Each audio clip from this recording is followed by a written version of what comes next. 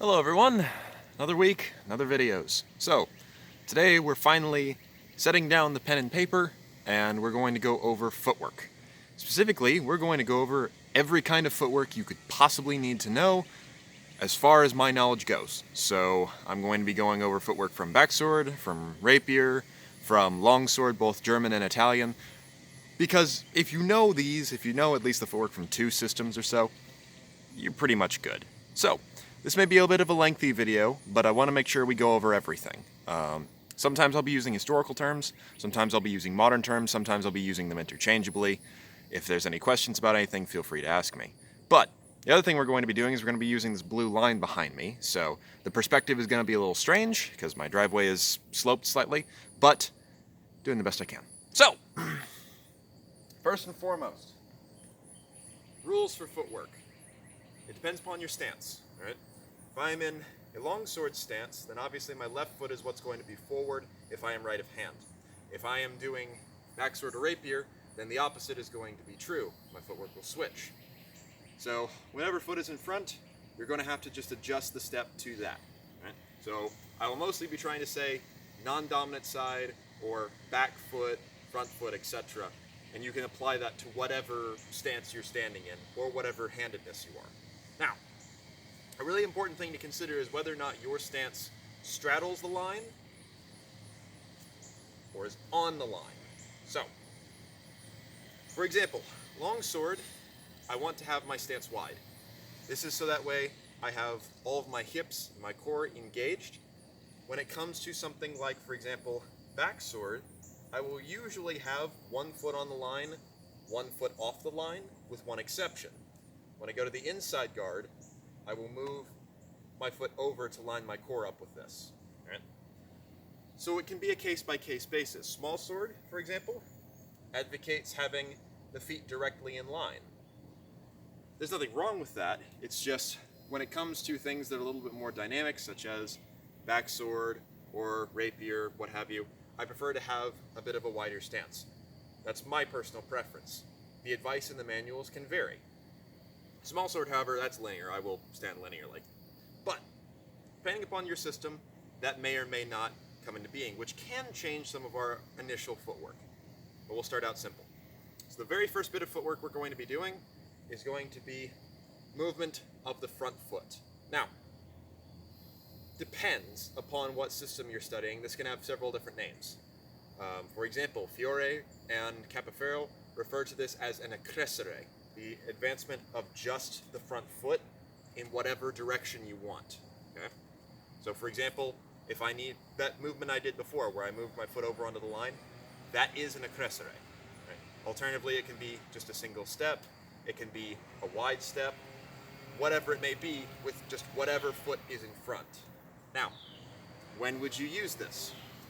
It can be, for example, when I am gaining the sword, I move my foot over to give myself a little bit of more presence and power against that bind. It could also be when I need to just step out the tiniest bit.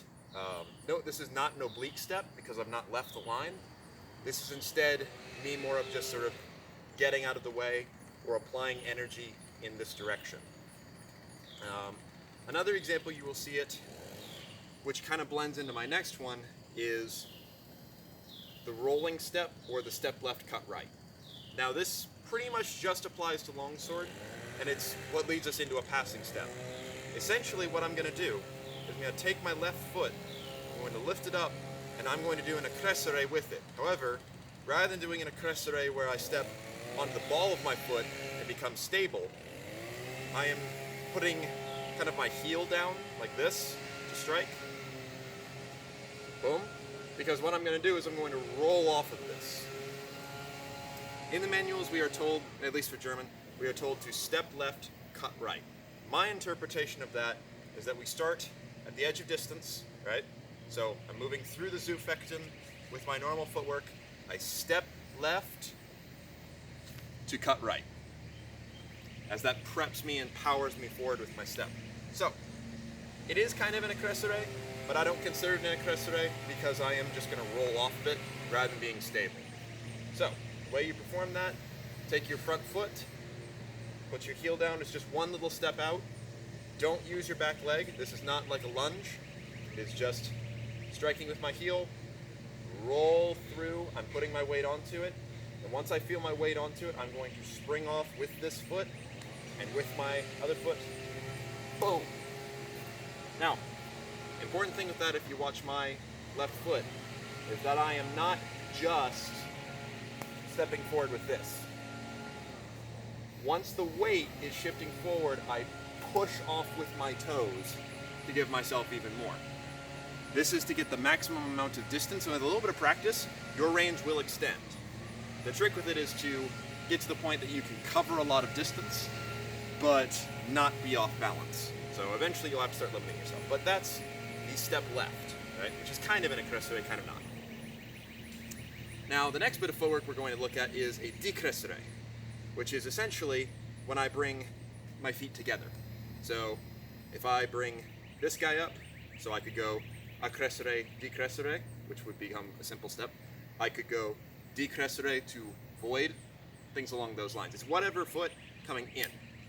Now, times you may need to do this is usually when it's going to mix into some other steps I'm going to go over in a minute. So we're not going to spend too much time on it, but I will talk about the idea of accrescere, decrescere.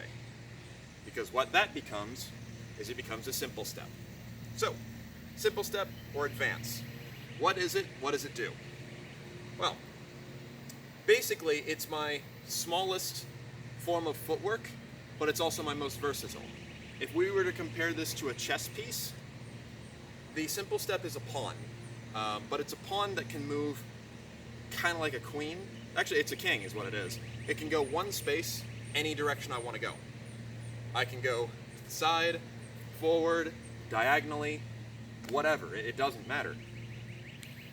I can even go backwards, whatever direction I want to go. So, how do you perform this? Simply, you pick up your front foot, and I'm going to push off of my back foot. So I am not inchworming. The common mistake you'll make, and I still make this every once in a while in the heat of the moment, is you'll pick up your front foot and then drag this other guy forward. That's inchworming. Instead, pick up your front foot, push off of your back foot. That's what moves you forward. You also don't want any habit of sumo stomping your way around. Looks funny, but it's not a whole lot of good because your head moving is a tell. We want this to be smooth. I want there, if you're focusing on my face or my head or my sword, you shouldn't see any difference as I move forward because nothing else is telling you what I'm doing apart from my feet. Now, like I said, you pick up your front foot, push off of your back foot, and you should end up in about the same stance as you started. This one's a universal one. It exists in, I'm pretty sure, every single form of fencing there is. So, this one you'll see often, backsword, advances and retreats. You'll see it in rapier, retreats, advances, what have you. Long sword, there are my simple steps. It's all there. Now, when are the times to use it? The times to use it are when you need to make small adjustments. So for example, I come in against my opponent and they have stepped a little bit further to my side than I was expecting, so we're coming up, he starts circling. I don't want that to happen. That's when I use my simple step laterally to adjust with him. The time I use this the most is when someone is trying to circle around the ring. I will come to the center of the ring, and no matter which direction they try to go, I'll cut them off, which is a particularly good strategy. Simple steps are also your best bet for lateral movement if you're not engaged. So this is Zufechten time, right? Moving around. The reason that I don't want to be doing any other kind of footwork when I'm moving laterally, except for one, but we'll get to that in a minute, is because I want to keep my feet uncrossed and ready to go forward at any time, regardless of what system I'm doing, right? The most common thing you're going to see if you're teaching, or if you're just going to a class for the first time, you can keep an eye out for this. Watch new people. A new person, when you have them step laterally or they start circling on their own, are going to do this, right? Now, strictly speaking, the latter of those two movements is not the worst in the world. Stepping crossways to your open side, that's okay. We'll get to that in a minute. That's a cross line pass. However, stepping back this way, if an opponent comes forward at me, I don't have a ton of actions. With a single-handed sword, I can get away with some things. With a longsword, there's not much I can do here. That step, which we will come over in a moment, is used for voiding or other things like that. The other thing you'll see often with beginners is that they'll let this toe point over here, and now they're walking like this. See how my core is aligned over there? It's not doing me any good. Right? It also means that if I'm standing like this and I try to go forward, I have to go around my front leg. Versus if I'm here, I'm moving out this way, I can go forward at a moment's notice, I can go backward at a moment's notice. It's very easy for me to move. So that is what the simple step is for. It's for keeping your stance and keeping your core lined up where it is. Another time you may use it is if, for example, I have cut into a bind, single hand, two hand, doesn't matter, pole arm, and I need to add that little thrust, right? Then I could, for example, if I only need to move a little bit, there's my accrescere, right? Boom, that one little step. But sometimes you may need to add a little bit more energy to it. For example, on a wind, you will sometimes see a simple step added into it. Small tempo movements for when you're in the Krieg and we don't have a ton of time. So, that's the simple step. And obviously the simple step can also be a retreat, it doesn't matter. But the important thing to remember how a simple step works is that the foot that is closest to the direction you're going. So if I want to go to my right foot moves first. I want to go forward, my front foot moves first. Regardless of stance. I want to go to my right foot moves first. The foot that is closest to the direction you're going, that's what moves first. Remember that, you won't get confused. Now it's time to talk about the opposite. So, what is the opposite of the simple step? It's the gathering step. His more commonly used stronger brother, basically. So a gathering step, you can gather forward, you can gather back, and this is where we get into the idea of a decrescere as well, is the idea of I'm bringing my back foot up to push myself forward. Okay? This isn't inchworming. Inchworming was where I put my front foot out and then dragged this. Okay? I'm bringing my back foot up, storing energy, and then pushing out again. But I'm not pushing out into a lunge. I'm just pushing out into my normal stance. Gathering steps are some of the most useful, especially for covering distance, because it's very easy for me to naturally cover distance, and because there's a little bit of momentum to it, you can gain more distance easily. When you use a gathering step? There's a lot of situations. If you're doing armor, I'll tell you right now, gathering step is your chappy. It's how you're going to launch all of your attacks pretty much. It's how you're going to stay stable, etc. If you are doing longsword, backsword, rapier, side sword, doesn't matter. Gathering steps are going to be your best friend when you're withdrawing. The reason I say this is because if I try to backpedal, that's not how humans were meant to go, right? Not that I can't pass backward fluidly, I can, but I'm not covering a ton of distance quickly. Right? If I just want to run away, that's not necessarily my chappy. If I try to use simple steps, sure, I can move pretty quick, and there are certainly some sport fencers out there that can zip backwards, but again, not necessarily the best. Gathering steps, however,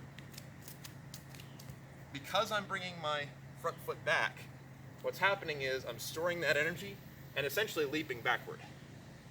So it really is your best bet if you're trying to get away from someone quickly, is your gathering step, without a doubt. What I used to do when I was competing is I would come in, I would hit, this is longsword by the way, I'd pop up into ox, and then I'd use my gathering steps to withdraw. I still do that. Regardless of what sword system, I will still use the gathering steps to quickly get at a distance. They've not let me down.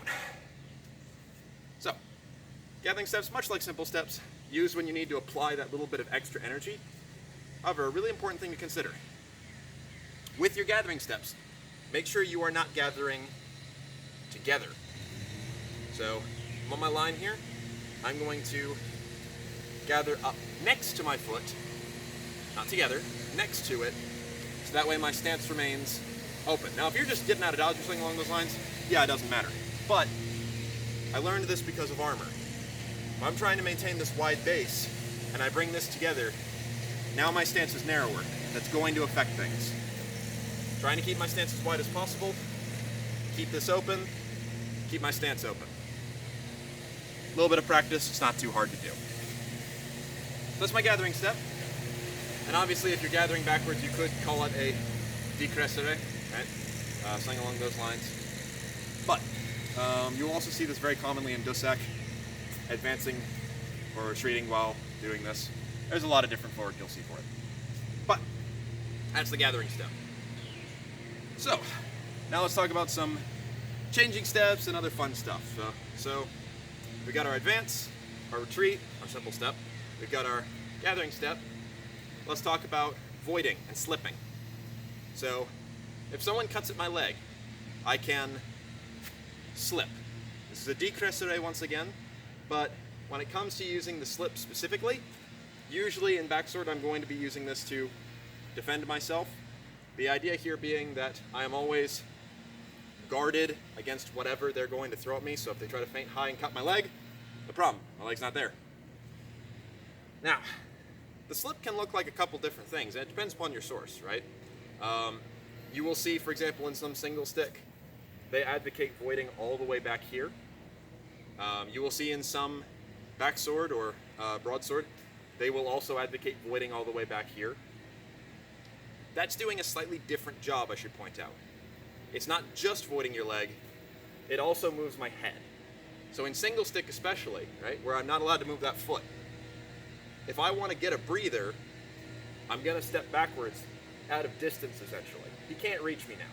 It's not possible with how the measurement would be, unless he was an absolute giant, right? I get my breather, I can rest, I can stand here. Okay, I'm ready to come back in, right? Something along those lines. In general, though, the slip is going to be small. And all I'm doing is my knees are bent, and I'm going to just pop up, okay? A squid. You can also do this in longsword, sword and buckler, rapier, whatever, right? Just bring that guy up, boom.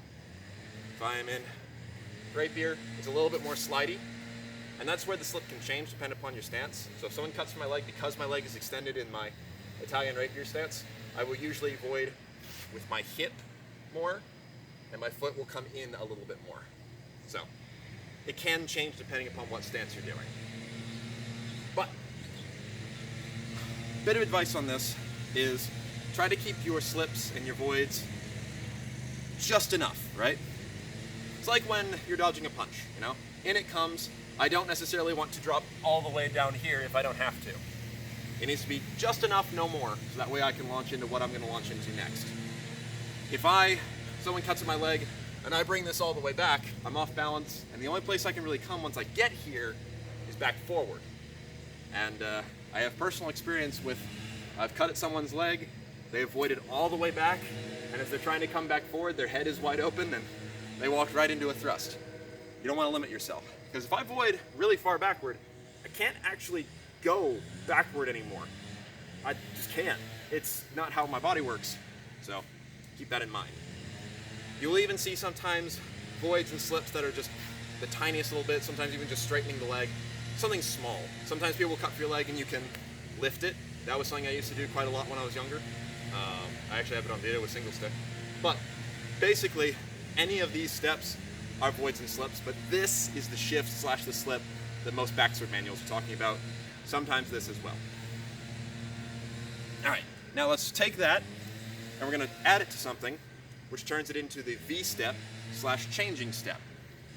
So, V-step or changing step is when I want to take my front foot back and then end up in my opposite side stance. So for example, I'm going to bring my left foot back, which is that slip again, and then I'm going to step forward with my other foot. Now I'm in a right side stance. Doesn't matter what system you're doing, you know, someone cuts for my leg, boom, boom, no problem. Swing along those lines. I have even used it in my limited experience of boxing. I brought back and then struck off that side. That was exciting. But basically, the idea here is anytime you want to shift stances while gaining distance, this is your guy. Okay?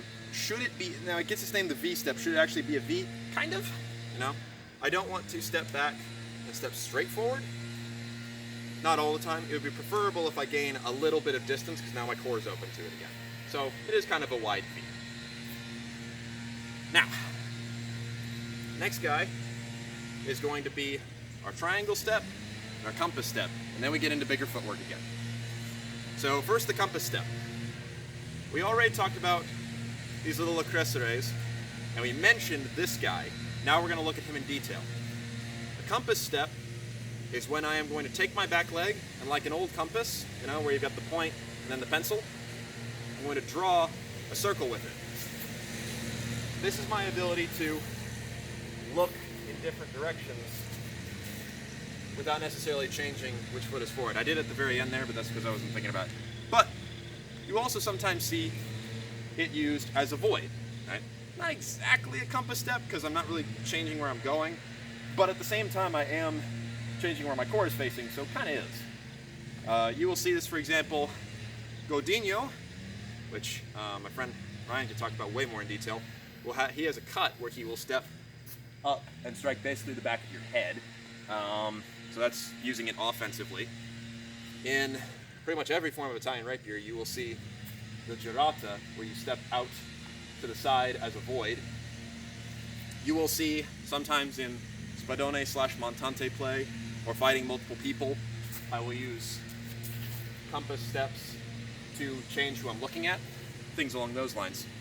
Compass steps are incredibly important when it comes to throws, because if you don't have your hip all the way in or what have you, a good compass step while keeping your torso upright, that's what adds that momentum to it.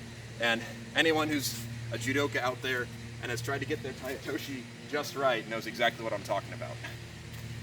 I still hate mine. But anyway, that's the compass step. It's a lot of momentum for not a lot of movement. And what it really does is it aligns your core in different places.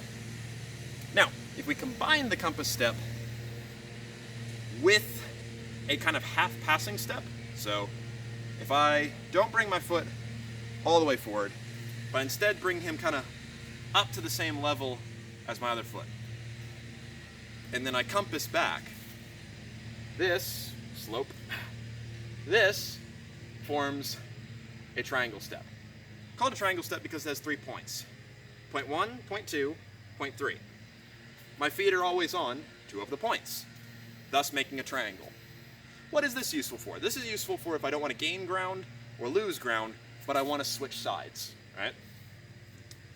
For example, I come up to somebody, I see that they've adopted a different guard, but I don't want to get any closer, there's my triangle step, right? Something along those lines.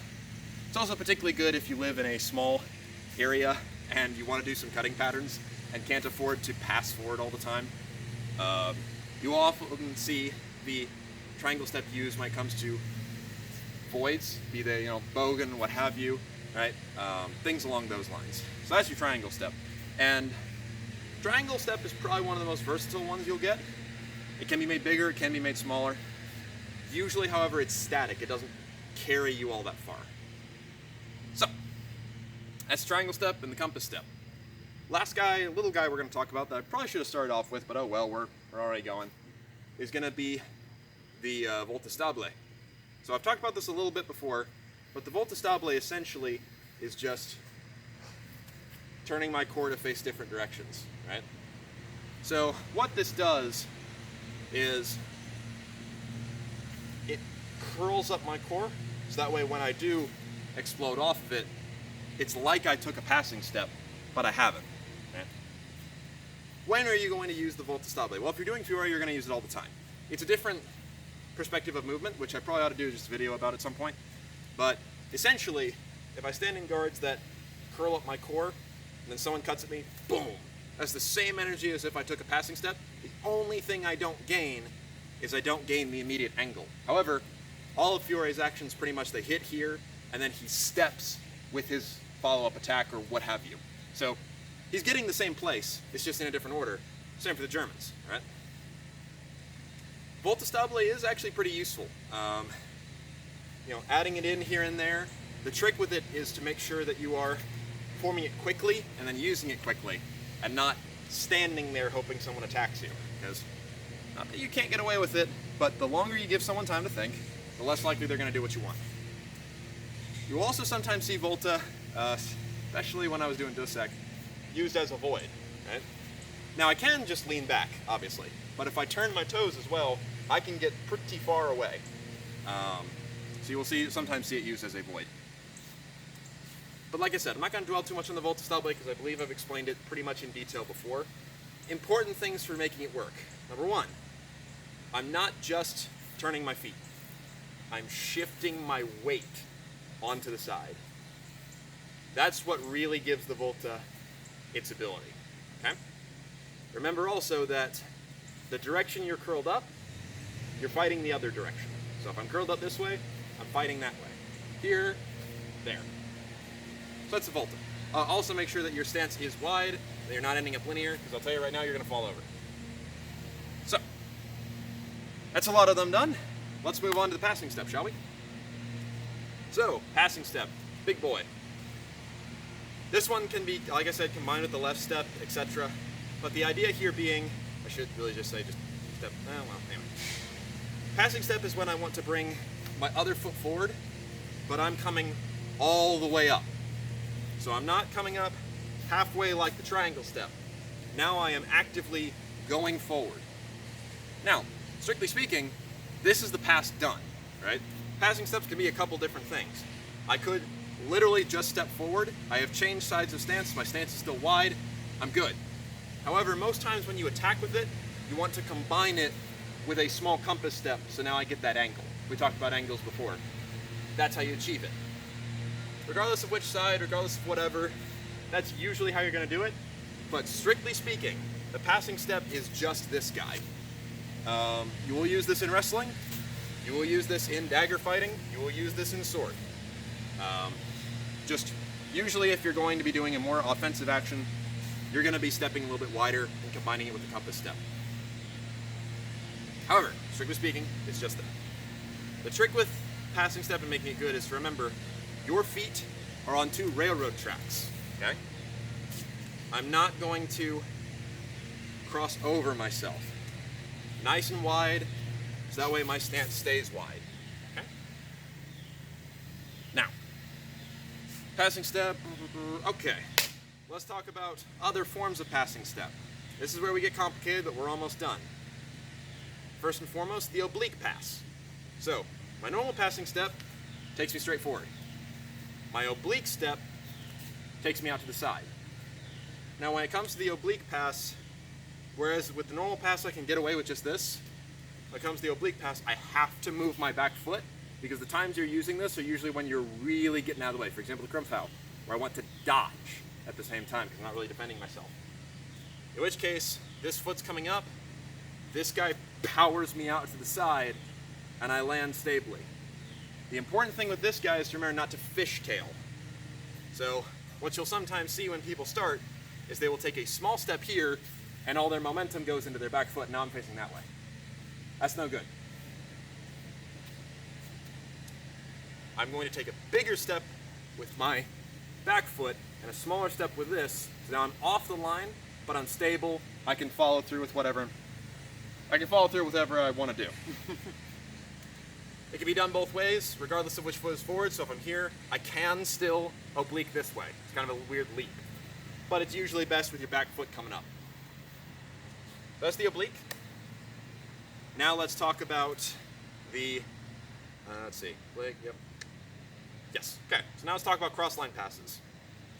These guys are fun. I really like cross-line passes. Cross-line passes are when, it's kind of the opposite of an oblique. I want to go that way, but I want to go that way with this foot. What I'm going to do is I'm going to bring the foot across, but I'm going to keep my toe pointed in. This is the difficult part, right?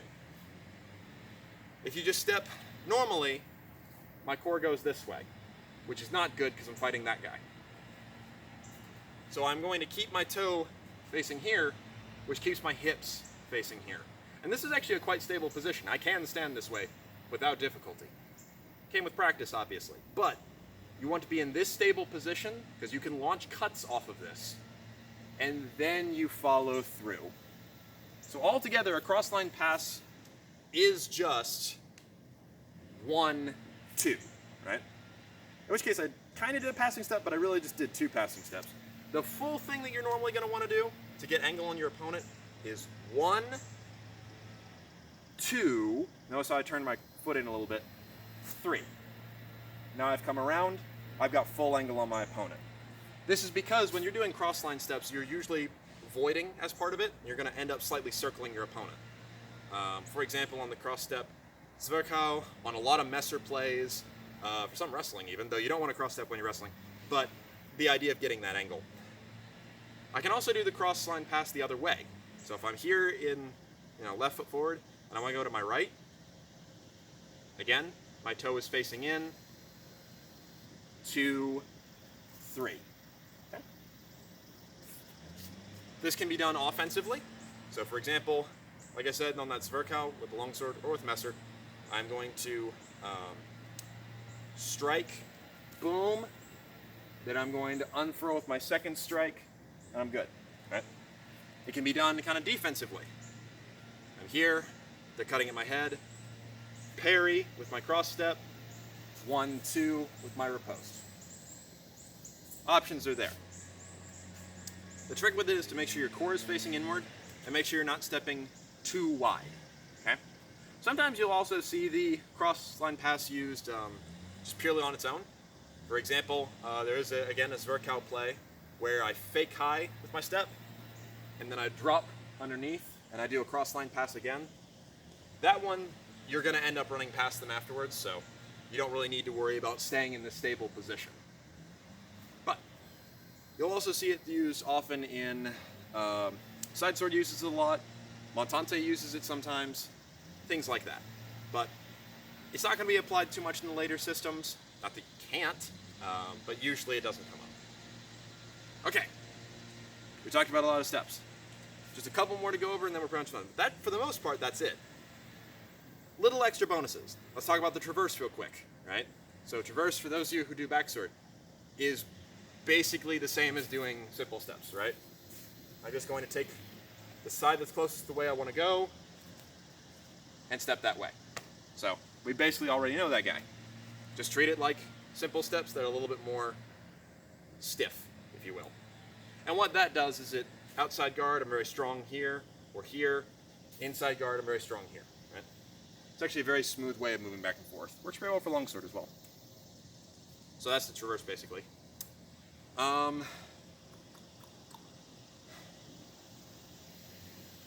Honestly, that's pretty much it. The only ones that I haven't covered are ones that are basically just combinations of the building blocks I just gave you. For example, if we break down the complicated crossing step, all it really is, on this side at least, is an accrescere, a passing step, a compass step. That's it. Just build those blocks. On this side, it's a cross-line pass, pass, compass step. Regardless of what it is, you should at this point have building blocks to pretty much do whatever you need to do. Really only kind of bonus guy I want to talk about, and he only comes up here and there, but I did mention it, so let's go over it, is the hook step. Hook step is when I'm changing the direction of my core. So for example, at the end of my cross-line pass, right? If I want to angle in, if I want to go past, I'll do this. Step, step, here, right? And I just keep kind of facing this way. If I want to cut more inward, I will step, and I'm going to bring my foot more around. So now I'm facing this guy. Boom. I cover less distance, but I'm more closely aligned. Does it come up a ton? Not as much in swords, but does come up a lot in wrestling, right? So for example, if that leg is forward and I want to take it from behind, boom, there's my hook step, which brought me in, so I can apply energy out this way. So I thought I would mention it because it does occasionally come up, especially in Ring and Shred. But otherwise, long video, but I believe that is pretty much every bit of footwork I wanted to cover. Hopefully that is every piece you will need. There are of course others that I didn't talk on, others that have different names, etc. But for the most part, that's what's seen me through near a decade now, and that works pretty well in my 3 systems. If there's a sort of complicated footwork, just break it down into those, and you should be able to figure it out. But otherwise, thank you very much for watching, and we'll go over some other techniques another time.